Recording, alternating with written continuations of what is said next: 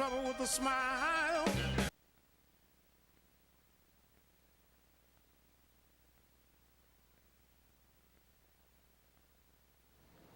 We have lots of seats up front here, so people that don't have chairs, please take these.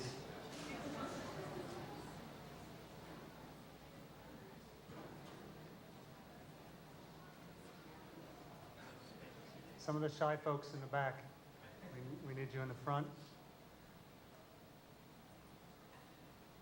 No takers, huh? Okay, my name is Jim Guthrie. I'm an architect with Hub & Weber Architects. We're a block and a half away from here. I'm also a member of the design committee of Renaissance Covington, and that's how I got involved with this project. First things, I want to give a big thank you to the Carol Ann and Ralph B. Hale Jr. U.S. Bank Foundation in general, and Eric Abner in particular. Both are great friends of Covington, have been very supportive of many events we've had here, and we're really glad they make these events possible, because without their support, we wouldn't be able to do this today. I also want to thank you to the City of Covington and the Artisans Enterprise Center, which is where we are now, for hosting the event. I want to thank Richard Hunt of Roebling Point's Books and Tess Burns of Futurecraft, who did this really cool handout brochure. If hopefully everybody got one. It tells about the event, speakers, what's going on, a little bit about the schedule. It's got an easy file for all the takeaways today that you can put in there. So that thanks to them for putting that together. And also, finally, thank you to the rest of the design committee who really put this whole event together in a very, very short amount of time. There were a lot of disbelievers that I think we've been working on it for about a month. And you know, just to get the quality of speakers that we got and the attendance that we got and the interest is out there, we're really excited that it came off so well. So, one last thing in terms of housekeeping, the restrooms are down the hall to my right here, if anybody needs that. There's some coffee and stuff out here, snacks, I'm sure everybody's already seen that. Food trucks should be around until 2 if you get hungry, grab some more food. And with that, I'm going to introduce our fearless leader, Katie Meyer, who's the Main Street, or I guess Renaissance Covington manager for the City of Covington. Katie?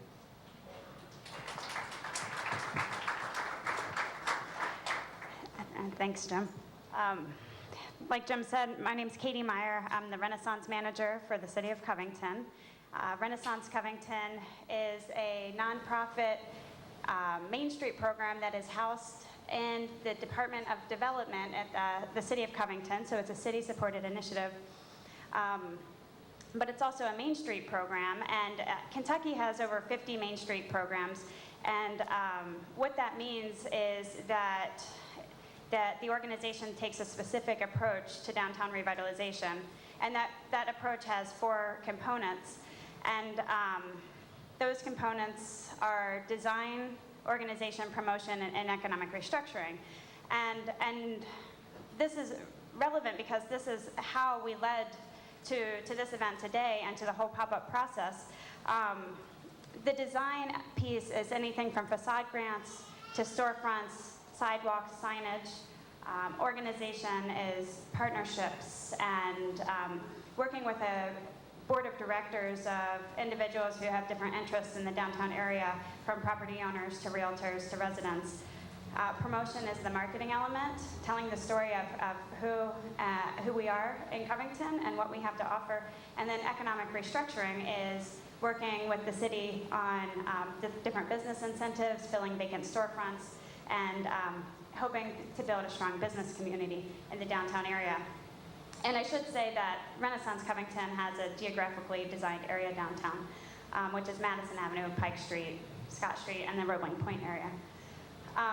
And why that's really important is because the pop-up shop initiative grew out of that approach when last July, a group of us got together, a really diverse group of different stakeholders to start talking about the holidays. And it was really interesting because the design element, we were like, okay, holiday storefront contest, we've done that a couple years, that's good, we'll do lights, we'll do all of this design work to make this a really beautiful, festive downtown destination. okay, the promotions, all right, let's work on marketing it as a downtown. Let's do several special events. Let's bring people downtown. And then we were like, oh wait, what are they going to do when they get downtown? So then we started thinking about retail destinations. Well, we have some really strong, amazing retail destinations, but there's all of these gaps as you try to go shopping downtown, and some of them feel dark and some of them feel unsafe. And we want to bring people downtown to shop, but we don't want them to come and have a bad experience and never come back.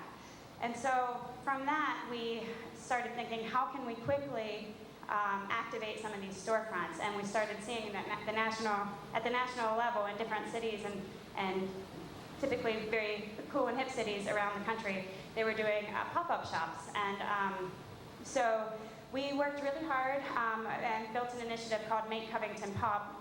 And we did 2 pop-up stores that we'll talk a little bit later about at the end of the conference. And we also did a pop-up market, and that gained some energy. And actually, one of those pop-up shops has now become a permanent retail business just across the street called District 78, which is a vintage clothing store. It's very cool. And so, in continuing that momentum, we had a lot of barriers, we had a lot of questions, and we wanted to bring some of the best practice and some of the fearless leaders around the country to Covington to give us some insight onto how to really, really push this movement forward.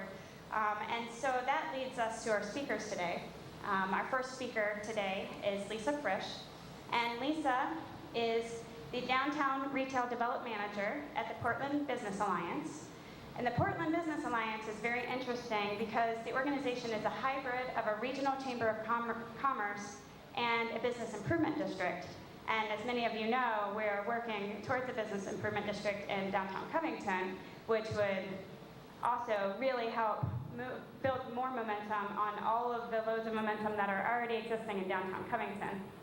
And Lisa has 20 years of retail experience. She's been the downtown retail development manager for 5 years. This is the 5th year that organization has been doing pop-up shops.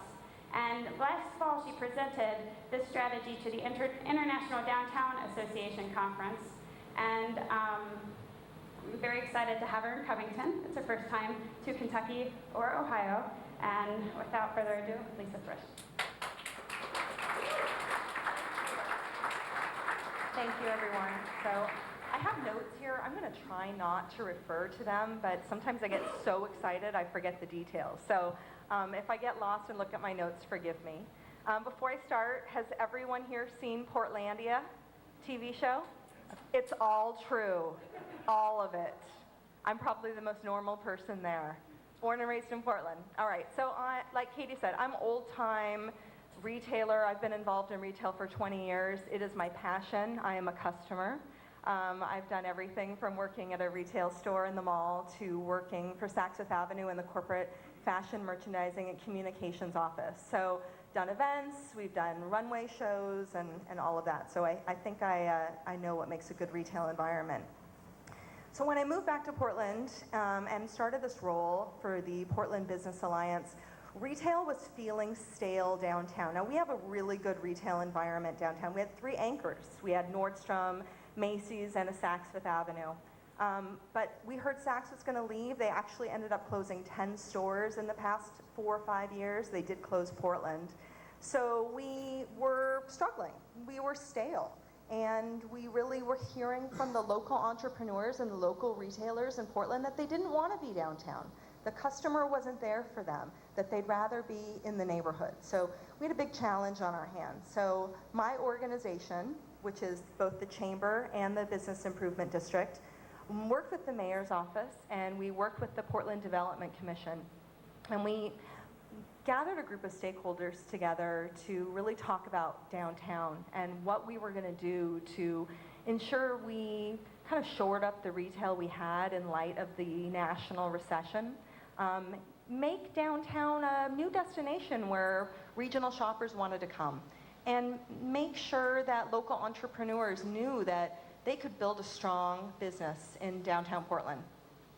So we assembled these stakeholders and we came up with a 14-point action plan. So this is just one of the points. Vacant storefront activation was one of 14 items that we needed to work on. So I want to show you the staff group really quick. So many things in Portland involve a team effort. This one was definitely a team effort. So it involved staff groups from all of the major organizations that had a stake in downtown. So there's my organization. Like I said, we're a regional chamber of commerce. We've been around since 1870. And we're also the business improvement district. We're actually one of the oldest business improvement districts in the country. We've been around for about 35 years. We also have the Portland Development Commission. They're the Economic Development Authority in Portland, so they are a governmental agency. We worked with the Downtown Marketing Initiative. They're actually a portion of on-street and garage parking revenues in the city are plowed back into marketing downtown as a regional destination because it raises income from parking revenues and makes the city happy. So it's kind of that self-generating fund. Also working with the Downtown Retail Advocate, and this is a great position as well. It is a retail consultant position, not a licensed broker. She actually works with all of the brokers in town to give them information about the different vacancies available, the different grants available, and she recruits both national and local retailers to take tours of downtown. We really ferry them through the process. So all hands on deck here. So I want to show you the picture to your left here, vacant storefront. This used to be a shoe pavilion discount store. This was the first on our list for vacant storefront activation. And we were going to just cover it with art. We were just going to get some scrims, some peel-off stickies, and have some local students design something. We were talking about it, and all of us were thinking how boring that was. So we started talking to people. We talked to advertising firms that wanted to cover it with ads. We talked to people that wanted to put video screens inside the windows. And we talked to people that wanted to put art on easels. I mean, you know, if I could fill vacant storefronts with art all day long. Well, we didn't want to do that. At the same time, we were getting requests from the local design community in Portland to fund fashion shows, to help get their name out there and gain exposure. And hey, listen, I love a fashion show. No one is going to buy anything at a fashion show. It's not economic development. So we talked to this group and we said, listen, what if we could give you a store? What if you could sell directly to the customer during the holidays? There's 10 of you. You could fill up a store. We'll give you a grant. We'll make it look nice. We'll give you some technical experience on how to design a store. We had a lot of great volunteers that helped us, and they were game. So you can see the picture on the left, or the right, excuse me, is the completed store. So we had a great idea. We had one group that was interested. I think then we really had to go around and sell it. I think the good part of that is people knew us downtown. They knew our organizations. They knew us personally, that group of 5 people I had on the list there. They know we had a high taste level, that we were the downtown customer, that everything we wanted to do was to benefit downtown. We talked to Nordstrom. They were excited. We talked to Macy's, and they were excited. So we got all of the retailers downtown to support this. Then we went to the property owners. You know, the property owner's business is to lease space. So they wanted to know, how is this program going to benefit them? Well, we were going to help them lease their space. And let's see, my next slide. We had lofty goals. So this is what we presented to them. We wanted to nurture local entrepreneurs. You know, we heard from those local entrepreneurs that downtown wasn't someplace they wanted to be. Well, that's wrong. We wanted to make sure that they knew we wanted them downtown. So it was a PR effort. And we wanted to recruit those independent retailers. We wanted to turn them from entrepreneurs that were maybe making things and selling them on Etsy. We wanted them to actually open storefronts. They'd get great customers downtown. They make a lot more money. We wanted to revitalize downtown. We had some dead storefronts that were vacant for a long time, boarded up, dusty, no signage in the windows. We wanted to fix that. And then we wanted to, again, showcase the retail leasing opportunities. So it's like staging a house for sale. No one wants to go in and look at an empty house. You can't imagine what it's going to work like in real life. So we wanted to stage these vacancies for a real store. Oh. So I love this picture. Happy entrepreneurs. The mayor in the middle. The mayor loved this program more than anyone else. He talked about it and tweeted about it all the time. I would see him on Saturday shopping there. Very exciting. So a nice group of entrepreneurs here. All right. So with our program came many, many rules. I like to make things nice, so we got to have rules. So we started talking to people. We started talking to designers we knew. We reached out to all of the local art schools. We reached out to the local independent publications and told them what we wanted to do. Told them we needed help. We need to meet these people. We went to events. I went to fashion shows. I went to stores. I went to people's showrooms. I talked to anybody that I could. And we met a lot of great people. And a lot of people were up for the challenge. So we put it to them, okay, we want to have rules, right? So we want it to be local. We don't want you just to import stuff and put your label on it and sell it. You know, we've got plenty of that. Like, we want something that has that unique Portland flavor, something that's designed here and something that's made here. We branched out a little bit to all of Oregon. So, you know, it was regional, but it still resonated to our customer. We didn't want to do food service. Now, let's put it this way. We did want to do food service, but we knew we couldn't. It was just one challenge that we couldn't overcome to get the right licensing and the permitting and bathrooms and all of that was just something that our small budgets wouldn't allow for. So no food service. We do have a lot of food trucks, so there's a lot of different itinerant opportunities for food businesses. Applicants must follow all the rules, so they have to have a state and local business license. So we're sales tax-free state, but the city still takes a portion of business license revenue to fund city operations. Applicants may not be wholly similar to another concept. So we had some people that wanted to open copycats. We had some people that unfortunately had to close their businesses during the recession, and they wanted to open stores. And again, we just didn't feel like that was right. Like, they had their chance. We'd love to work with them on grants, but really not right for the pop-up shop program. So these set of rules eliminated about 75% of our applicants.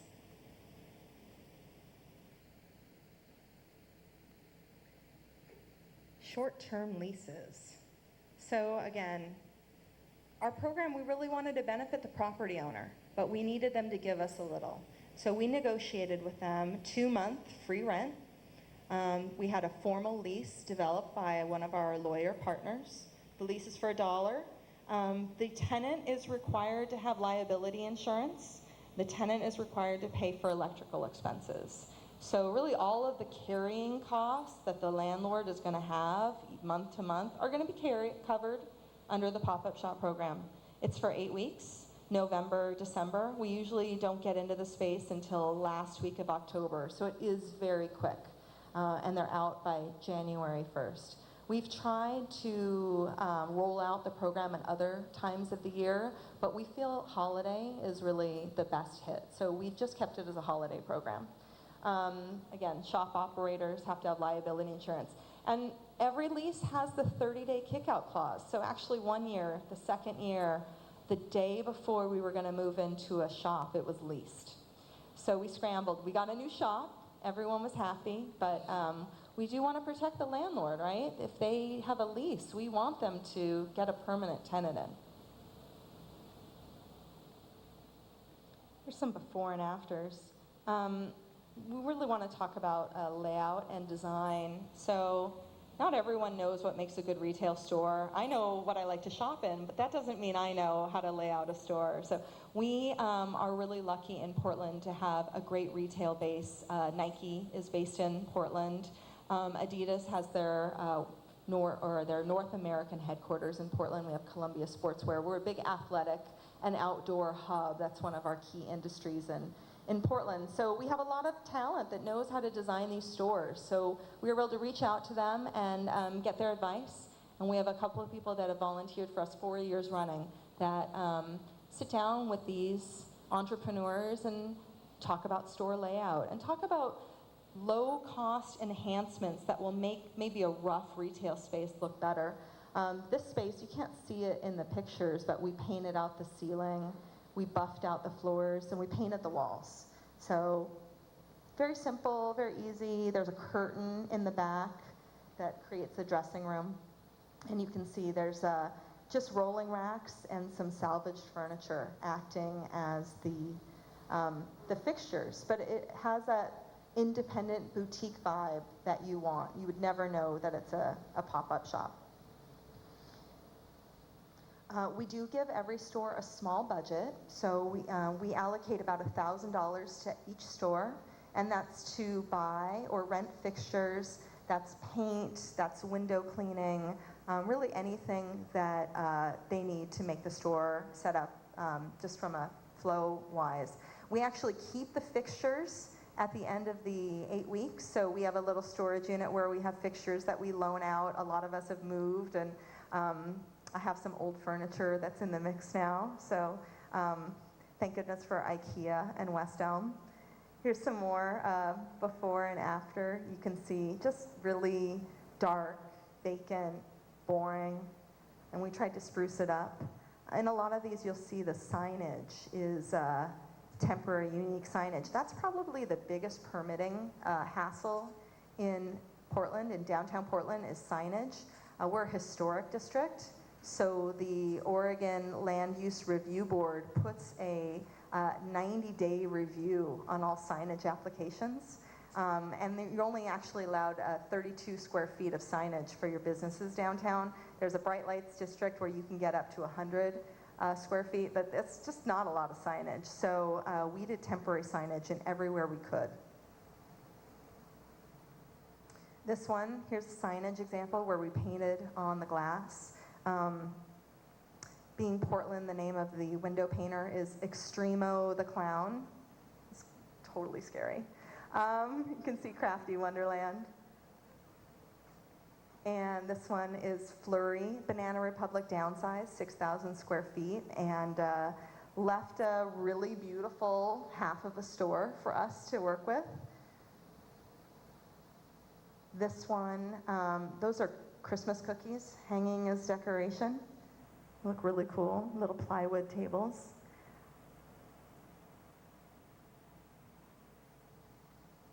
There we go. This one was horrible.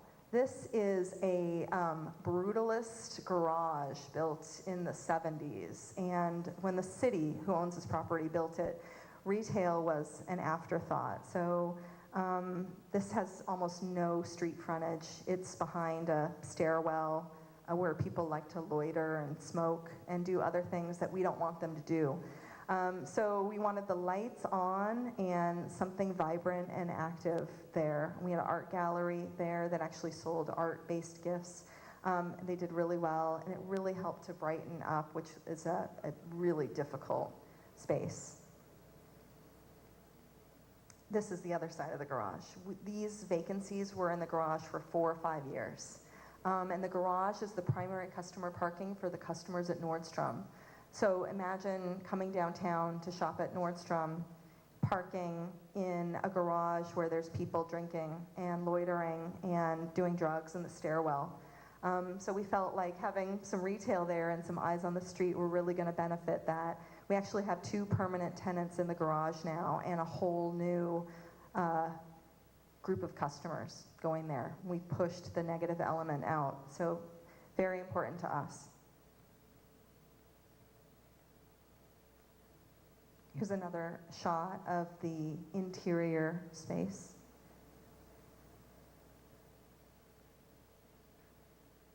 There we go. 2 more interior spaces. We had a department store that was built in 1910, one of the oldest department stores in Portland. It was renovated and became an interior mall. And then that fell into disrepair in the 90s when a new downtown mall was built. So this building had been vacant for a long, long time. It's actually the new home of City Target. It's going to be opening in 2 weeks. So very exciting. It was one of our 14-point action items was to activate this building. And Target came in with their new urban concept. It's a 60,000 square foot Target. We have a lot of residents in downtown Portland and a lot of people that live close in. Like myself, I do not own a car, and I love Target, so the only way for me to go to a Target is to hitch a ride. So now I'll be able to walk to one. So this is a great benefit for us. The landlord knew Target was going to be going in, and it was going to be a 3-year process to do the build out. So donated us the vacant spaces to activate before the build out started. So again, 2 interior entry retailers, which is a lot more difficult than street entry to activate. And we reached out to Portland Saturday Market. They've been around for about 40 years. On Saturdays and Sundays, they do an outdoor market of crafts. It is curated. There's an application process, and a group of them wanted to open a retail store. We made that happen for them. We're still working with them. We want them to be a full-time store downtown. It's been a 2-year process, but we will get there.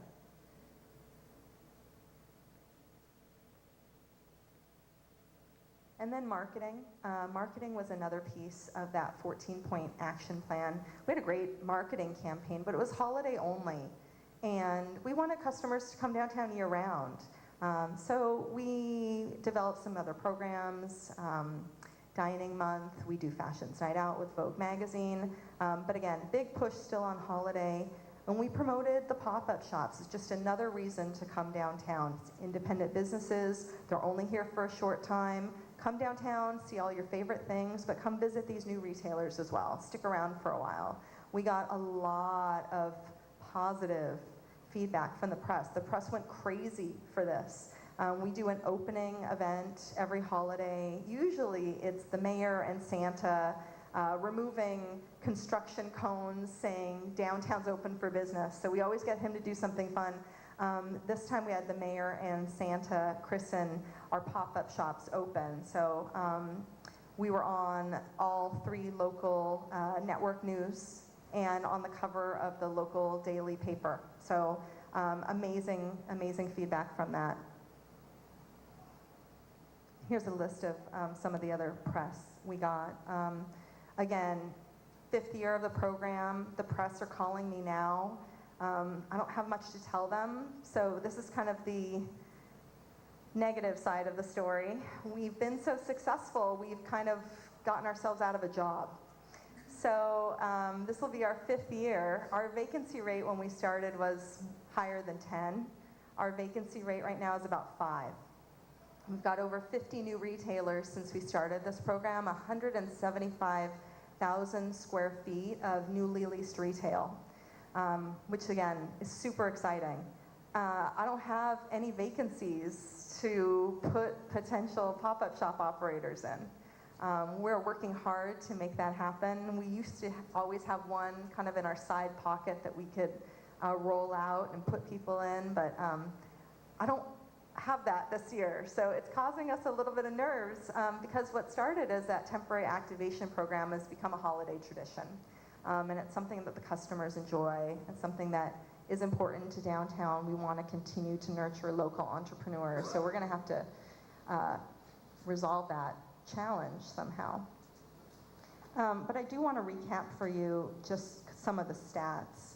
So 4 years, we had 17 shops. 3 of those were repeats from year to year, because retail development sometimes takes a while.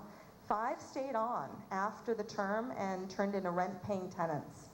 Of those, 2 are still around, but we added 1 more from the first year. One of those designers in Fleury opened his own shop in April. So I count that we have 3 permanent tenants downtown from this. We've leased 10 of the spaces that we've used. So that's better than 50%. It's more like 65. Some of the spaces turned into 2 or 3 because they were large sized. But we were able to show some great leasing success. The landlords were, like you saw, were able to continue to market their spaces during the period of the pop-up shops, bring tenants by, see how the space worked. Some of the real estate brokers had events in the